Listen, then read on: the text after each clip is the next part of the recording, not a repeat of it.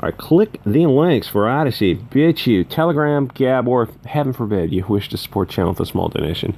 You can do that. So there's Allison Nathan, who was on the lower federal court, and that she was appointed after the Ghislaine Maxwell decision to the upper federal court.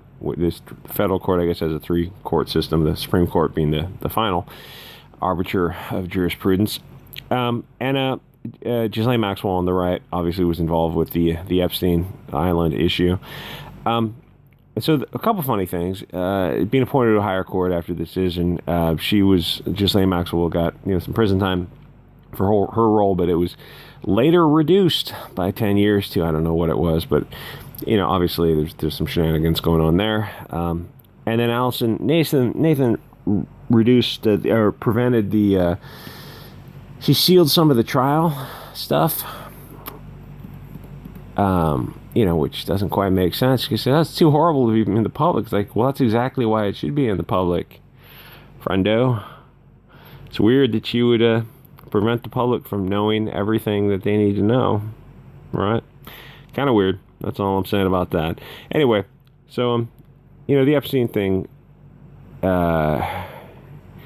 it stinks from a long ways away.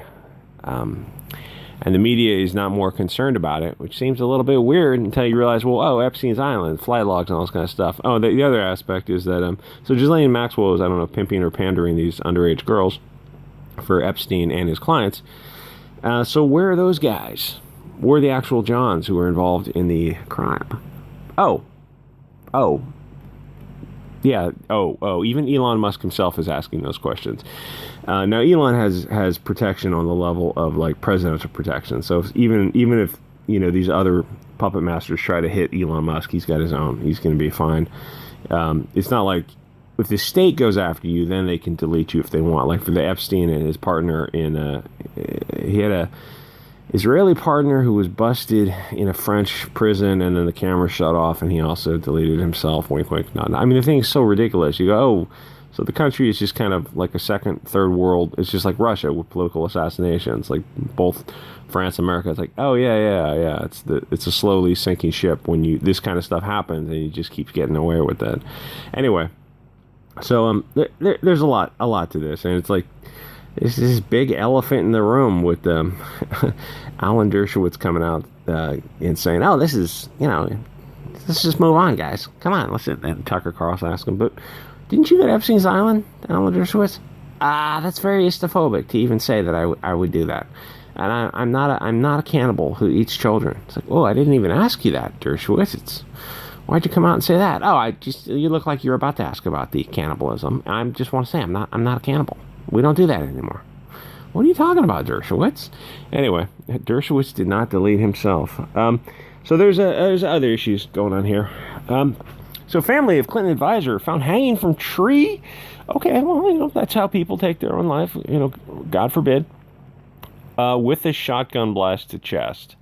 So the family petitioned the court to block the release of files detailing grisly death. But if I read the thing correctly, you want to get like an ex parte order. It's a quick temporary restraining order. These are quick civil procedure or criminal procedure. Procedural deals with stopping something very quickly until the court has time to look at it. But if the order didn't go through, then if someone files a Freedom of Information Act before the temporary restraining order, which is what this equivalent would be, goes through, then you have to release the information. But the sheriff is not releasing the information, probably because the sheriff doesn't want to be suicided. He's not, like, they're not going to go, people are not going to sacrifice for a country that is not a country anymore. It's just an economic zone controlled by NGOs and bankers, which is why you see a lot of funny behavior. Like, people will go like, I was just following orders. Like, yeah, but clearly those orders don't make logical sense. But you go like, yeah, this is, it's a job with a pension. I'm not going to throw it all away to sacrifice it for a country that's already kind of lost, which is kind of how a lot of people kind of look at this situation. So another Clinton advisor has been deleted. Mark Middleton, an advisor, was connected to the president to deceased Epstein, who died at the age of 59 early May. Hanging from a tree with a shotgun to the chest, a little bit unusual. First, no details were disclosed. However, case was blown open after a Freedom of Information Act request revealed the former advisor was found hanging from a tree with a shotgun blast to his chest. All right, fair enough. I mean, usually you're just going to pick one of those, one of those methods of self-deletion, and a shotgun to the chest is obviously sufficient, or also hanging from a tree, which is that's a little bit more complicated. That's like, you got to have a rope with the right tensile breaking strength, and you got to know how to tie the correct knots, and that's something like a lot of that can go wrong. And you go, oh, well, you have access to firearms. You get shotguns and pistols, and so you go, oh, okay, well, you would just take the easier method, which is a shotgun to the chest, is to the heart, that's as close to an instant fatality. I mean, as anything can be. It's like, obviously this looks a little weird. So he was hanging from a tree with an extension cord. Okay, so that's extension cord might support the weight of a 200-pound man, but it under like static tension, but not under dynamic tension. Like, if you drop out of a tree, the goal is, I guess, not to get too graphic, but you know how it works. It's like, well, that's not the thing you'd use unless you had nothing else. And it's like, oh, this guy probably has access to strong ropes, but he also had access to a shotgun. He's probably a registered owner of many Liberty devices, as most Americans are. So it's like, this looks a little weird, doesn't it? And then, Clinton, it's whatever. So the self-deletion investigation was reopened after he was found. Middleton's family is fighting to block the release of files that are detailing the scene.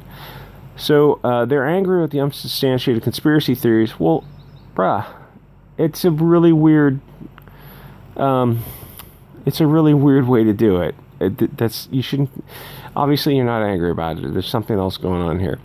So they petitioned a judge to prevent pictures of the death scene being released under the Freedom of Information Act. So I think the Freedom of Information Act people were the first ones to FOIA the Radar Online group, FOIA'd this stuff, and then the family did a temporary restraining order to prevent that from coming out. And so they say they have a privacy interest in preventing any photographs. Well, this is you're not a public figure, but you're a semi-public figure. There's an argument to be made for that. But you're also dealing with Epstein and Clinton, so there's a public interest in knowing the details of this, especially when Epstein, died under mysterious circumstances in a prison, and then his Israeli partner also died under mysterious circumstances in a French prison. And Ghislaine Maxwell is in prison right now, and she's wondering if she's going to live or die. But they reduced her sentence, so that might be an indicator that they're going to keep her alive, which means either that they absolutely know she's going to keep her mouth shut, or they have something else planned for her, or she might be the one who's really kind of pulling the strings. You go, well, how can she be the one pulling the strings and she's in prison? Because when the state goes after you, unless you're another state, you're not going to be able to stop a state actor, a state entity from going after you, because they just have too many resources. Unless you're able to flee to another state that can protect you. So it's a little bit weird. So they claim they have reasons to block the FOIA. And the issue is the judge is going to hear the court. So they're a little unclear on the timing of it, but I read another article where they were talking about the sheriff. After the petition was filed, the sheriff denied the FOIA request for any of his paperwork on the case. So if the FOIA came first and you're supposed to release that stuff instantly, so I'm not sure, the timing's a little bit funny. This is like civil procedural issues. Now, I'm not sure if is it still civil procedure? It's a procedural. There's laws kind of loosely broken up into substantive and procedural issues. So it's a little weird, a little weird. There's a lot to it, and you go, I can cover this channel on YouTube's got 300 subs. It's not an issue, but like a big media is going to be real light on coverage of this, and Gateway Pundit is a vaguely, I don't know, it's alt media and it's a small media channel. It's vaguely right of center, but it's like CNN and the big channels like that. They're really light on this kind of coverage because they're people who own the newspapers and the media. They're on the Epstein flight logs. They're the same people who are doing Epstein stuff to kids. So if you're writing for Newsweek and who owns Newsweek? And it's Richard Cohen. Oh, yeah. So the story we're going to report on Epstein stuff. Well, there's a Richard Cohen on the flight log, and it's the same one. Oh, so how do we do that? You don't. So it just doesn't get covered. That's what control of the media means. You can control the narrative. Anyway, like, comment, subscribe. Support channel, subscribe star if you can, and I will upgrade the tech environment from an old Samsung S5 and a tablet. And I will see you guys on the next episode.